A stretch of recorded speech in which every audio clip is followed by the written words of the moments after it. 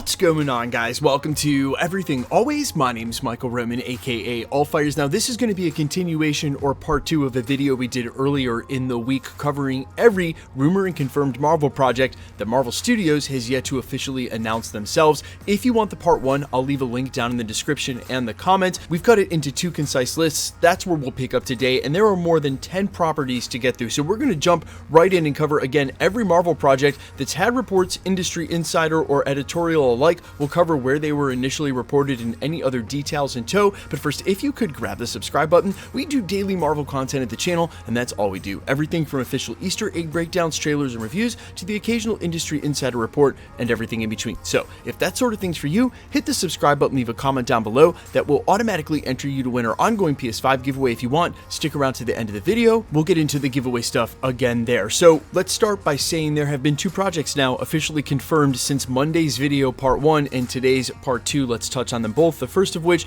Shang-Chi. Simu Liu, in a recent interview this week with comicbook.com, said that they are officially going to do the second project. If you want my follow-up on that, I'll also link that at the end of this video. But the brief summary is that Simu Liu said it was a matter of timing for when we would see the Shang-Chi sequel, and knowing that Destin Daniel Cretton also has to direct and produce the Wonder Man series on Disney+, as well as Avengers King Dynasty, unless they're going to shoot Shang-Chi concurrently and make that second sequel film coming after King Dynasty, put it on the slate leading into Secret Wars, there's just not time enough for him to get that done. That's why I think we might not see the sequel till after the multiverse saga is done in Phase 6 and it starts Phase 7.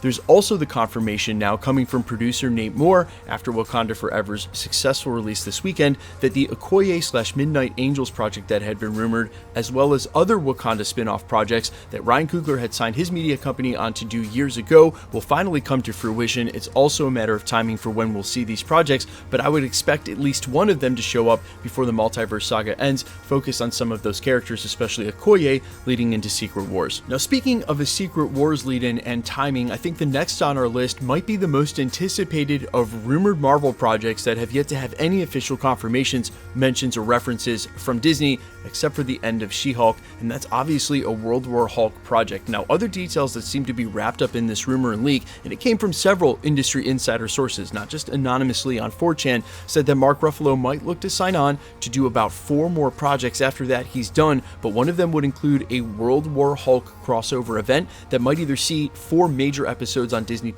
or even a film leading into Secret Wars. Now, obviously, the World War Hulk storyline has a lot of players and movers, and getting that done before Secret Wars seems like an impossibility. That's why I think this may also feature going into Phase 7 and beyond. But what's clear is that the ending of She-Hulk and the introduction of Scar has started to slowly set that up. We now have pieces going as far back as Thor Ragnarok, the story matriculating itself here, and eventually we're going to find ourselves at a point where Marvel will move the Hulk back over from Smart Hulk to Savage Hulk, hopefully cross him over with Wolverine, whether that's Hugh Jackman's version or another, get him involved with Secret Wars the way we want to see Hulk on screen, and maybe after that move him into a World Breaker Hulk scenario. And so while I find it very hard to believe that Marvel has enough time left between now and Secret Wars to go ahead and tell this whole story, for devil's advocacy's sake, World Breaker Hulk could truly lead into a Secret Wars event or be involved with it, and only because the Hulks seem to be at the primary focus of some upcoming films, including New World Order, which now we know the leader and at least Thunderbolt Ross Red Hulk will be involved with. You have to imagine Bruce Banner will be involved there too. That could be what leads him back to his savage form.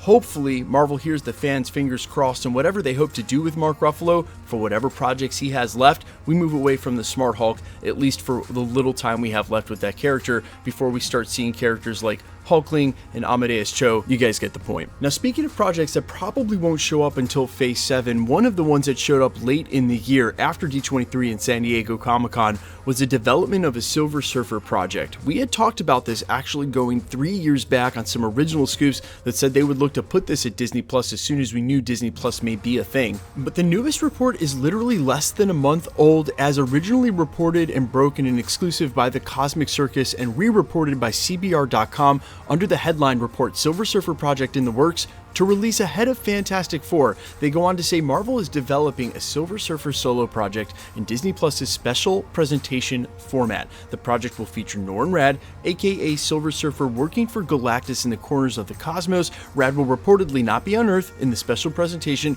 nor will any previously established Marvel Cinematic Universe cosmic characters appear. However, Marvel is reportedly planning for the Silver Surfer project to be released ahead of Fantastic Four, suggesting the Disney Plus special and film might be linked.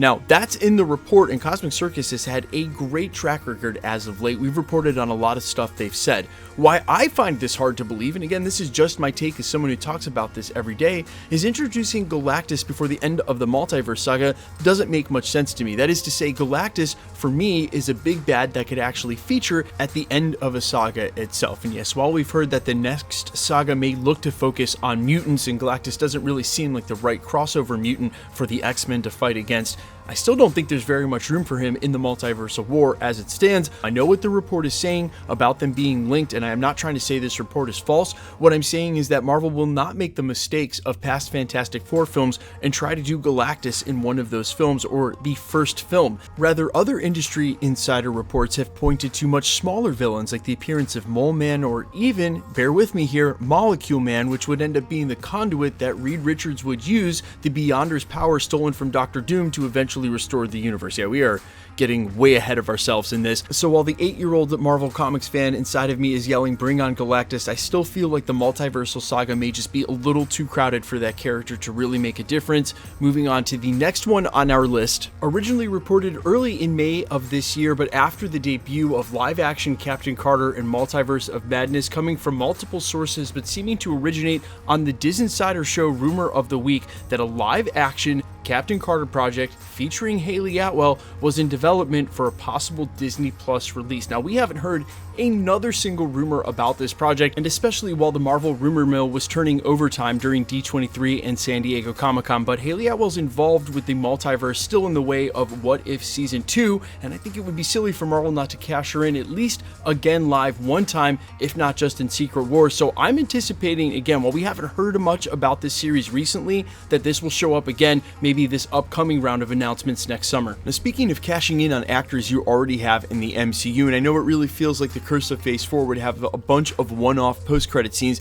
that introduced new characters and then never did anything with them. Guys, patience, that's what the phase was for, introducing new characters so we could eventually cross them all over. Ted Lasso's Brett Goldstein showed up as Hercules at the end of Thor: Love and Thunder. There were some other rumors inside the industry he would actually get his own film. Now, I made mention that I thought the fact that Guy Ritchie was directing the Russo brothers produced adaptation of the animated Hercules into a live-action Hercules as precluding them from doing a live-action Marvel Hercules. Certainly, you wouldn't have two live-action Hercules coming from Disney at the same time, but not only is that apparently still going forward, but now Disney's thinking about ways they may be able to cross those two Hercules over truly in the meta multiverse of Disney. So we'll have to wait and see for that announcement. But of all of these films that are rumored that we're now talking about waiting for the official announcement from Marvel, I would guess Hercules will show up at least once or twice before the end of Secret Wars and be involved in that. So maybe his solo film to come in 2025 or 2026 around the release of the two Avengers films. Now, next up on our list, I'm actually going to take two rumored projects and conflate them into one because they've been in the industry now for over 24 months. The first of which is the Scarlett Johansson secret Marvel project that she is said to be producing. That was supposedly an olive branch extended to her on behalf of Marvel and Disney after the very public fallout for what happened with the day and date release of Black Widow. To recap that, they went ahead and just put it on Disney Plus at the same time as in theaters. She lost a ton of money because her contract included payments based on the gate, which she didn't see because it went to Disney Plus. They ended up settling. She agreed to come back and produce a secret Marvel project. A lot of us think that that's the same secret project that in fact Chris Evans is signed on to do. The rumor saying he signed on for at least one, if not a second additional project to come back from Marvel as Captain America, and this long before his recent quote of missing it. This has been in the industry 2 years as well. Now, to take one other rumor and try to paint a picture here, there's also the title of Nomad that is still circulating in the industry as a project Marvel Studios is developing. If this could be one big project, that Nomad title would apply to Steve Rogers in and around the same time as the Black Widow movie was set, leading into, as we saw them operating under the title of Secret Avengers, what the Russos called the small iteration of the team we see at the beginning of Infinity War. So with all of the extreme secrecy shrouding over the Nomad title that's been in works now since 2019, the fact that Scarlett Johansson is producing a Marvel project but we don't know what it is, and the rumor of Chris Evans coming back, I'm thinking it's very likely it is this, and we should see that before the end of Secret Wars, as that would be the lead-in so that when we eventually get Old Man Cap or a different version from the multiverse of Steve Rogers, they could maybe put a plot point or two into that Nomad storyline, which helps it hold extra weight. It could also be a multiversal version that we follow. It would be the same with Captain Carter. If she gets a live-action TV show, that would be set elsewhere in the multiverse. Quick point I want to bring up, because I don't bring this up enough. I might have mentioned it earlier during this video. I do think at some point we will go back to 838